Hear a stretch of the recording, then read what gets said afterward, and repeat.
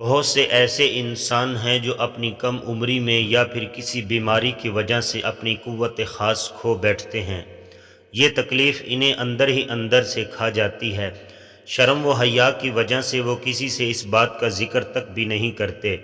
معالج کے پاس جانے کے نام سے ہی انہیں کئی طرح کے خیال آتے ہیں، یا ڈاکٹر کیا سوچے گا، کیا کہے گا اگر کسی نے وہاں دیکھ لیا وغیرہ وغیرہ۔ ایسا کرنا بہت ہی برا ہے، ایسا نہیں کرنا چاہیے۔ یاد رکھیں، دو لوگوں سے کبھی کچھ نہیں چھپانا چاہیے، اپنے شیخ یعنی پیر و مرشد سے، اپنے معالج یعنی ڈاکٹر سے کوئی مرض چھپانا نہیں چاہیے۔ ایسا کرنا جان کے لیے خطرہ ہے۔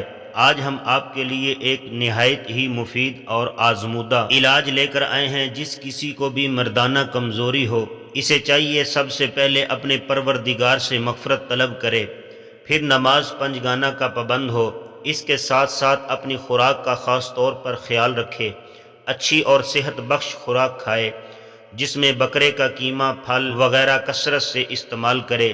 کسی بھی مرض کے علاج میں شفا کا حصول صرف اور صرف یقین سے ہی ہوتا ہے، پھر روحانی علاج پر تو شک کرنے کی گنجائش ہی نہیں رہ جاتی۔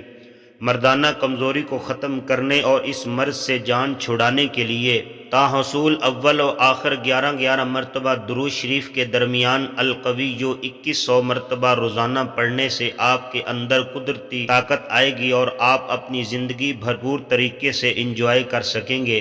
بہت سے ایسے انسان ہیں جو اپنی کم عمری میں یا پھر کسی بیماری کی وجہ سے اپنی قوت خاص کھو بیٹھتے ہیں۔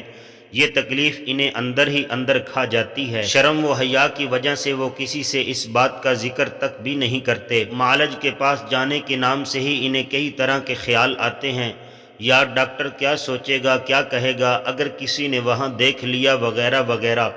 ایسا کرنا بہت ہی برا ہے، ایسا نہیں کرنا چاہیے۔